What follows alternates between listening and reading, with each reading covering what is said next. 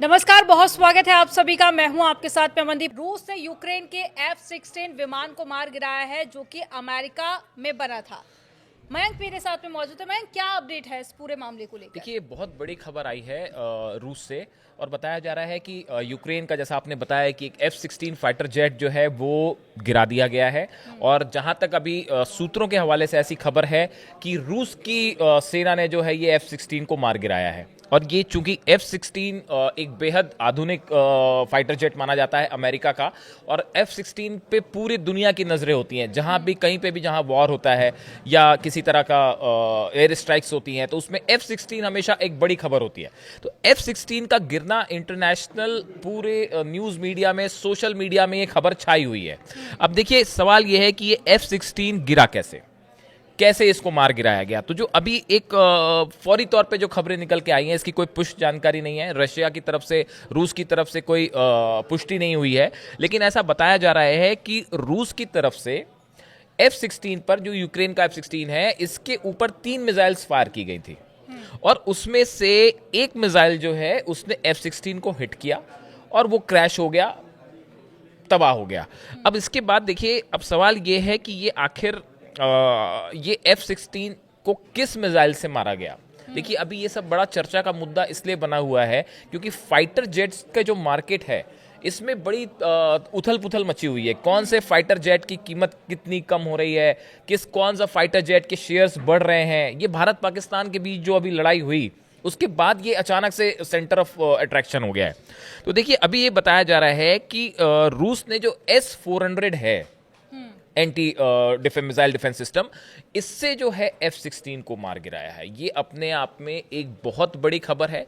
रूस का S-400 अगर F-16 को मार के गिरा देता है तो ये अपने आप में इंटरनेशनल मीडिया की बड़ी खबर बन जाती है।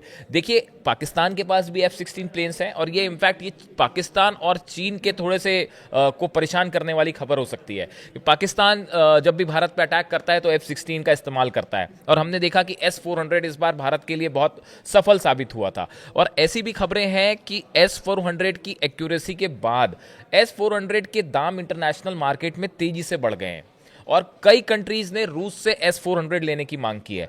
इसी बीच इस तरह के दावे होना कि S-400 सिस्टम से अमेरिका का F-16 जेट, अमेरिका में बना, जो यूक्रेन इस्तेमाल कर रहा था, उसको मार गिराया जाना अपने आप में एक बड़ी खबर है।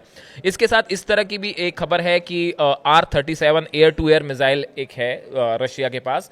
हो सकता है कि इससे भी मार गिराया गया। हालांकि इस बारे में अभी कुछ क्लियर जानकारी नहीं है, लेकिन एक्सपर्ट से मान के चल रहे हैं कि ये S-400 सिस्टम ही था जिससे ये F-16 गिराया गया है।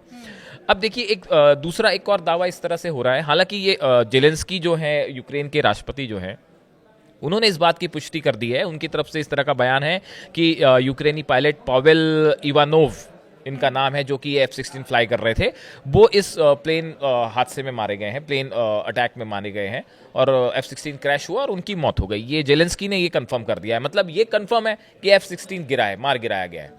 अब दूसरी चीज़ ये है कि इस तरह का पहले भी एक बार इस तरह का प्लेन हादसा हुआ था।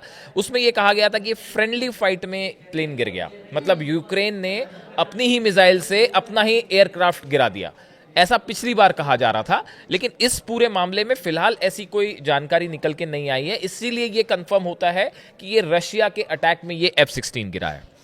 अब देखिए, इसमें जो है कई सारी चीज़ें इन्वॉल्व हैं। देखिए, अभी जब भारत पाकिस्तान के बीच जब ये एयर स्ट्राइक्स हो रही थी, उसके बाद से पूरे इंटरनेशनल मार्केट में इस बात पे नज़र थी कि कौन सा फाइटर जेट बेहतर है।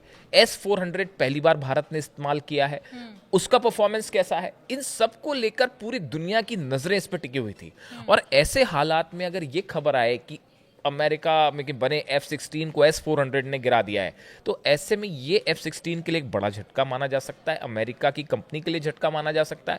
और दूसरा, जो रूस का ये S-400 सिस्टम है, डिफेंस मिसाइल सिस्टम, ये एक बड़ी इसके लिए मतलब इसका जो इंटरनेशनल मार्केट में इसकी कीमत है, शेयर्स हैं, ये तेज़ी से बढ़ सकते हैं।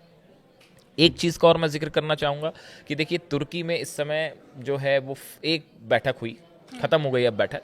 ये रूस और यूक्रेन के प्रतिनिधि इसमें शामिल हुए, जिसमें सीज फायर को लेकर बैठक थी।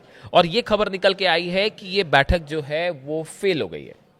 और यूक्रेन के अधिकारियों का यह कहना है कि रूस की तरफ से इस बैठक में कुछ ऐसी डिमांड्स रख दी गई जो पूरी नहीं हो सकती थी, इसीलिए ये सीज फायर वाला प्रस्ताव कैंसिल हो गया। इस पे कोई एग्रीमेंट नहीं हो पाया। यूक्रेन का आरोप है कि रूस ने ऐसी मांगे रखी जो कि पॉसिबल ही नहीं थी उसे पूरा करना, इसलिए ये फेल हो जाती है। इस पूरे हालात में F-16 का गिराया जाना अपने आप में इंटरनेशनल मीडिया में एक बहुत बड़ी खबर है। बहुत शुक्रिया आपका।